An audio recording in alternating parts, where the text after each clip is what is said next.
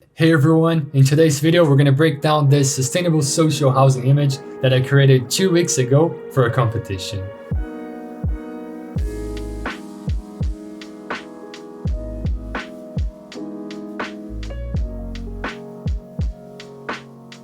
So this project is from Felipe from Terrio Arquitetos, and I joined him to represent this design. It was a national professional competition and the results came out this week, and we got an honorable mention, which is pretty cool. I'm really happy with the result, so I decided to share this with you. And as I said, we're gonna dive into how this image was created. I'm gonna leave more information in the video description as always if you wanna learn more about the project and about Terrio Arquitetos. Okay, so I hope you enjoyed this video, and if you have any questions, let me know in the comments below. This is episode 3 of the breakdown. So this image took a couple of hours to create, so I couldn't do a step-by-step video tutorial. That's why I decided to bring into a breakdown series. And I used Lumion for this one. I usually use V-Ray, but because of the time frame and because this design had so much vegetation, I decided to go with Lumion. So I'm gonna share this process pretty quickly and then jump into Photoshop, which I think is where you can get the most value out of this video. So for me, Lumion has basically 3 steps. That's what I usually do.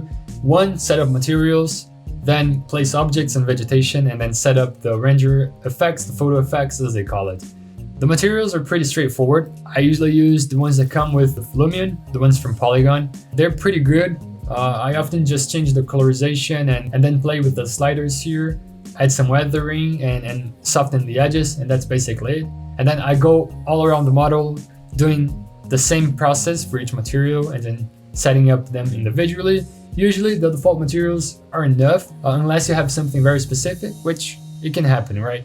And then you will have to create the material by yourself. Then once the materials are done, I jump into the camera settings so that I can set the cameras and so that I know what type of objects I'll have to place and where these objects will have to go, so that we don't place unnecessary objects that will just make our files more heavy without needing to. Create the scenes, and then I knew more or less where I had to place the vegetations. And then for this image, I used the fine detail nature. They're much heavier, but I think they are worth it. This file got pretty heavy, that's why I just placed it on layer 2 and left it hidden for the time being and just enabled for the render. And then here in the rendering settings, I used most of the effects from the advanced tab. Well, I think all of them, apart from the near clip lane. I think they do look pretty good and make your render more realistic. And then camera, go with 2-point perspective. Always, I would say, most of the time, 99% of the time. And then with the sun, with the sky, I'll go for real skies, which are 8DRI images that make your render look much better. And then you can set the shadow directions and how it influences your image. And that's pretty much it. Like Lumion, there's not much to do here. I know that renderers from Lumion usually take 10 to 15 minutes to render, but this one, it was taking 2 hours. I'm assuming because of the fine detail nature and the reflection planes that I added, but I don't know. It took much longer than it usually does. So once it was done, I brought it into Photoshop. This was the main render. I wanted the sky to be slightly higher, so I didn't want the 16:9 frame because of the board composition. So first of all, I removed the sky with the render elements that I exported using the alpha channel.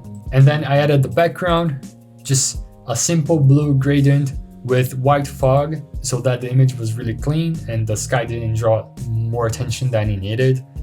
And then I started with a fix folder so that I could, I started with the vanishing point and the fix folder so that I could fix the flower pot here and then do any corrections that it might pop up during the process, which in this case didn't, but it usually does. Then with this fix folder, I added some wall smudges. When talking with Felipe, he was telling me that he planned to use a cowl paint. I don't know if that translation really works out, but it's a really thin paint that oftentimes shows some imperfections.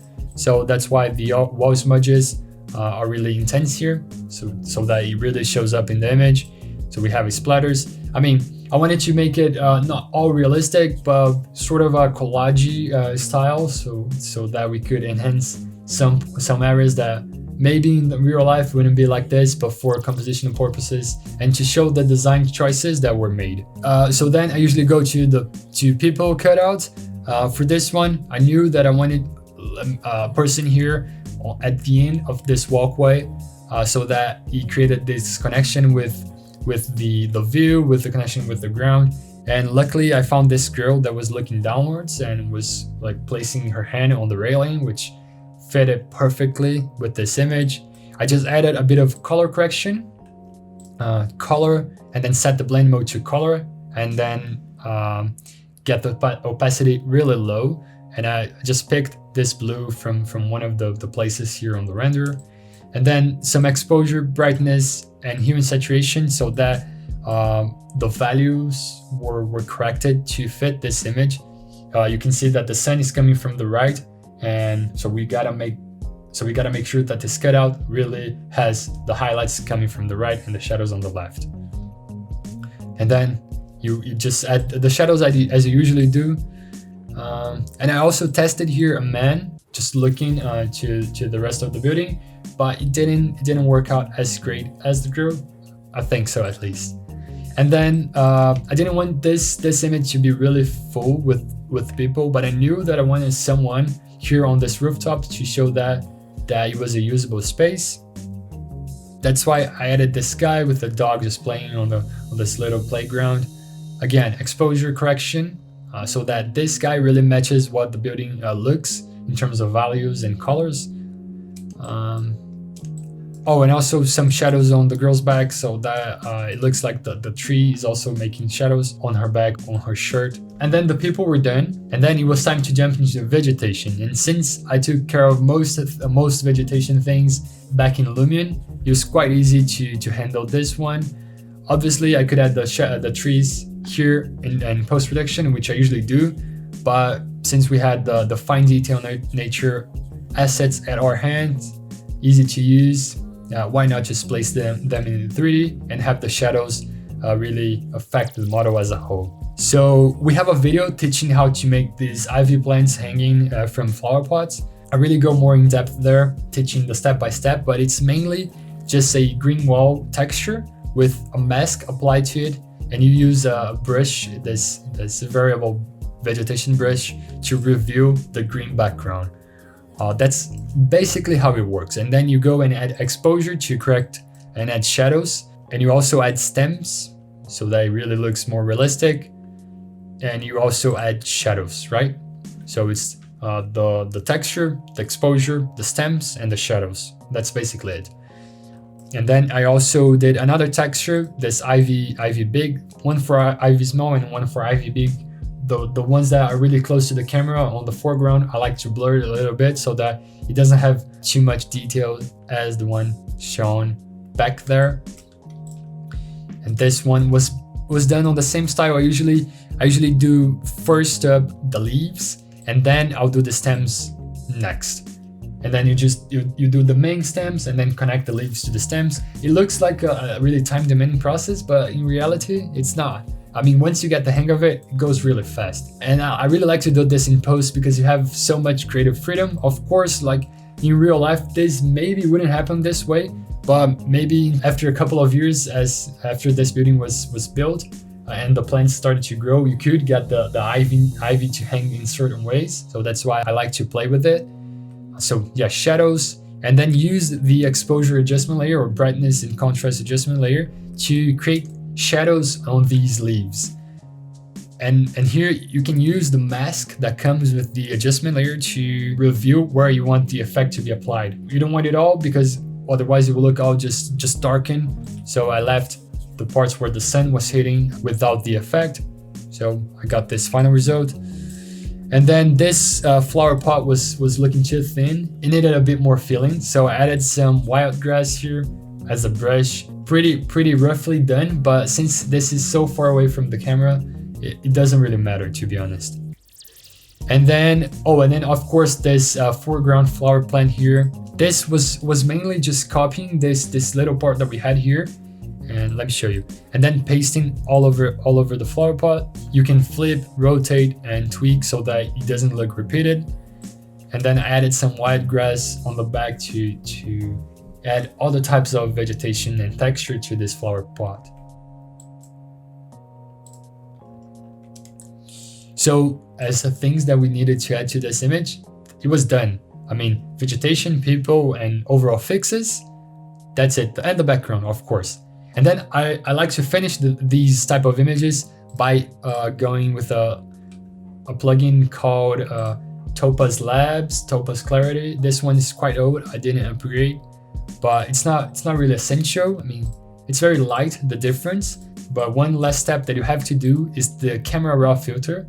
This is where you get all of the renderings that you did, all of the images that you created, the whole set, and then you can match them so that they look as part of the same group, right? And the camera raw filter allows you, let me open it, allows you to correct exposure, whites and blacks, highlights and shadows. With the basic here, you can adjust the temperature, and also with the color mixer, you can individually set hue, saturation, and luminance for individual colors, which is really essential, and it really makes a difference. Let me show you, like without camera raw filter and with it. So sometimes the render doesn't come as you wanted, like it doesn't have the feeling, the motions that you wanted to portray. And with the camera raw filter, you can really fix that and take your images to the next level. I really like this last step effect. So we took this basic rendering from Lumion and made it really unique and exclusive with the post-production, so that it really feels like part of the design. The images were made with intention, and you can portray the atmosphere that the building has and how it's going to be used. Obviously, this doesn't look bad. You could hand this in and call it a day, but it looks somewhat generic, right? So I got the design from Felipe and represented and visualized in a way that would enrich his project. So if you have any questions, again, let me know in the comments. Let's continue the discussion there. Follow us on Instagram at LearnUpstairs. And if you learned something new today, leave a like, it really helps a lot, and subscribe to see more of this type of content. Thanks guys, thanks for watching. I'll see you in the next one. Bye.